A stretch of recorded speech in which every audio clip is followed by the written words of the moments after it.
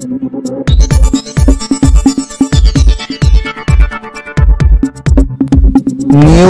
Forward. माझ्याकडे मी बसलाय, कोण म्हणता येत नाही. राज्याचे कर्तव्यदक्ष कुटुंब प्रमुख मुख्यमंत्री एकनाथजी शिंदे साहेब, राज्याचे दबंग उपमुख्यमंत्री माननीय देवेंद्र फडणवीस साहेब, माननीय अजितदादा पवार साहेब, राज्याचे पालनहार शिक्षकाचे कर्तव्यदक्ष शिक्षण मंत्री माननीय दीपक केसरकर साहेब.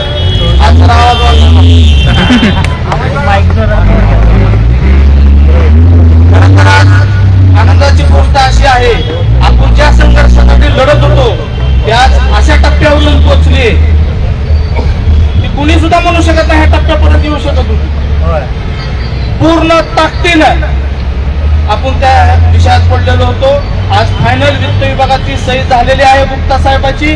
उद्या कसल्याही हालतीत माननीय अजितदादा पवार साहेबांची सही होईल आणि येणाऱ्या कॅबिनेटला हा विषय कसा आणला जाईल याची जिम्मेदारी तुकाराम शिंदेची. आणि आता शेतकरी पुत्रांना शब्द दिला म्हणजे दिला. कितीही अडचणी उद्या, कितीही हत्ती उद्या, आपल्याकडे मुंग्या आहेत. त्याच्यामुळे कुणी हत्तीनं असा विचार केला नाही पाहिजे की आपण मुंगीवर पाहिजे की मुंगी मरण म्हणून. मुंगीहून साखर खायची. आणि माझी सर्व मुख्यमंत्री माननीय शिक्षण मंत्री आणि महायुतीचे आपण जर साक्षीदार व्हायचं असेल ह्या विषयाचे तर सगळ्यांनी लवकरात लवकर आझाद मैदान गाठलं पाहिजे. आपण इतिहास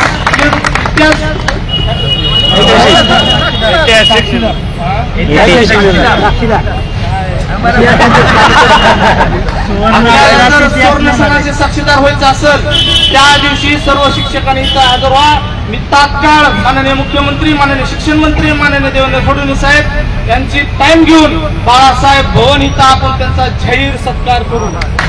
सगळ्या शिक्षकांना तिथं मी सत्कार करायला लावतो. आणि आपण मुख्यमंत्र्याचे आणि शिक्षण मंत्र्याचे महायुतीचे हात बळकट करण्यासाठी इथं सगळ्यांनी आलंच पाहिजे. मी सगळ्याला आव्हान करत नाही, आदेश देतोय. सूचना आदेश नाही. सगळ्या शिक्षकांनी महाराष्ट्रातून इथं आलं पाहिजे. सोमवारपर्यंत उद्यापासून इथं गर्दी झाली पाहिजे. असं समजू ना की आपण लढाई जिंकलो, हत्ती निघाला आणि शिपूट अडकला असं झालं. फक्त शिपूट बी अडकू देणार नाही त्याची काळजी करू नका. 100% आज सगळे तुमचे शिक्षक समन्वय संघ मंत्रालयात होते, भरपूर शिक्षक मंत्रालयामध्ये होते पाठपुराव्यासाठी. मी सकाळपासून अन्नाचाही गण खाल्लेला नाही, खाल्लंय फक्त एक केळ खाल्ले. समजून घ्या.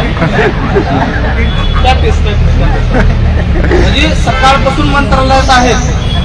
रात्री मी माननीय मुख्यमंत्री वर्षा बंगल्यावर पाठ 4 वाजेपर्यंत होतो. मला साहेबांना बघितल्या लांबूनच म्हणले तुझं काम झालं रे, काळजी करू नको, 100% न्याय देणार. त्याच्यामुळं कुणी काळजी करू नका. आझाद मैदान मध्ये गजबजलेलं पाहिजे आणि तिथे एकच प्रश्न पाहिजे, माननीय मुख्यमंत्री एकनाथ शिंदे साहेबांचा, माननीय शिक्षण मंत्री दीपक केसरकर साहेबांचा, माननीय अर्थमंत्री अजितदादा पवार साहेबांचा, माननीय उपमुख्यमंत्री देवेंद्र फडणवीस साहेबांचा.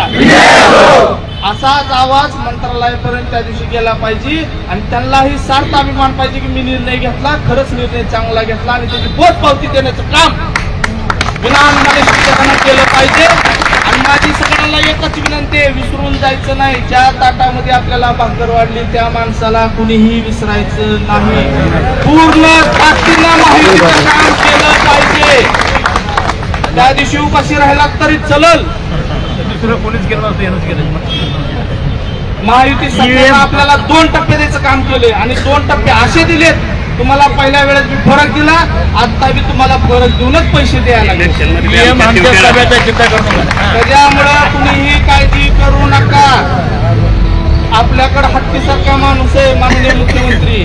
सगळ्याला बहुजनाला न्याय देणारा मुख्यमंत्री, सर्व धर्मीय लोकांना न्याय देणारा मुख्यमंत्री, अशी ओळख राज्यात निर्माण करणारा एकमेव मुख्यमंत्री म्हणजे एकनाथ शिंदे साहेब.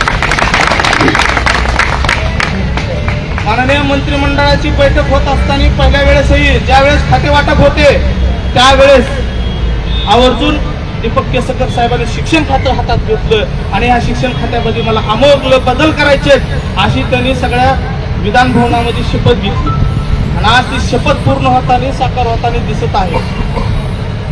तुम्हालाच नाही, वैयक्तिक कुणाचेही काम असू द्या शिक्षण खात्यातले स्वतः साहेबांनी केलेले. कुणीही शिक्षक वैयक्तिक कुणीही भेटायला जाऊ द्या, थोडं रागावलं असतील काय असतं थोडंफार काय. आता आपण बी रागवतोच ना घरी पोराला, कुणाजवळ घेतच नसते.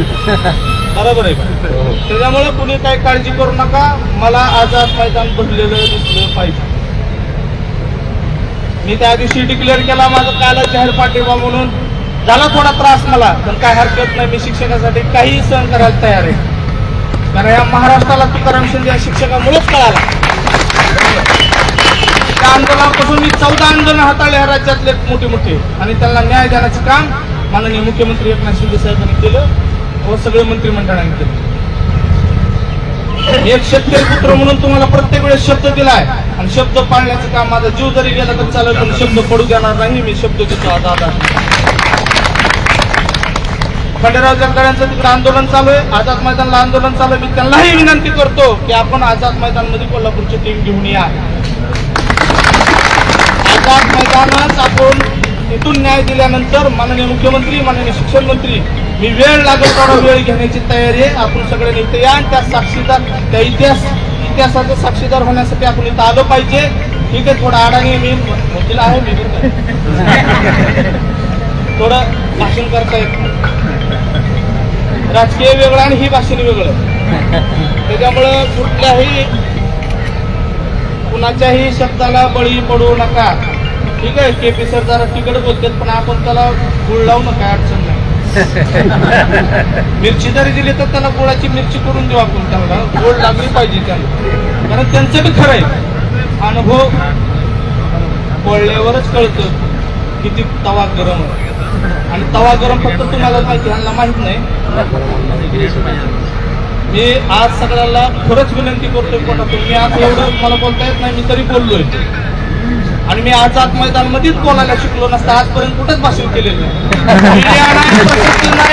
काही त्याची गरज नाही. मला माहिती आहे देणाऱ्याला आणि घेणाऱ्याला कुणी केले. राज्यातील सगळे आमदार, शिक्षक आमदार आपल्या पाठीशी उभा आहेत. देशपांडे साहेब आहेत, ज्ञानेश्वर मात्रे आहेत, सगळे माहितीचे जेवढे शिक्षक आमदार आहेत तेवढे सगळे शिक्षक आमदार आपल्याला पाठीशी उभा आहेत. त्याच्यामुळे कोणी काळजी करू नका. येणाऱ्या सोमवारी 100% आपला निर्णय होणार. त्याच्यामध्ये कुठलाही बदल होणार नाही.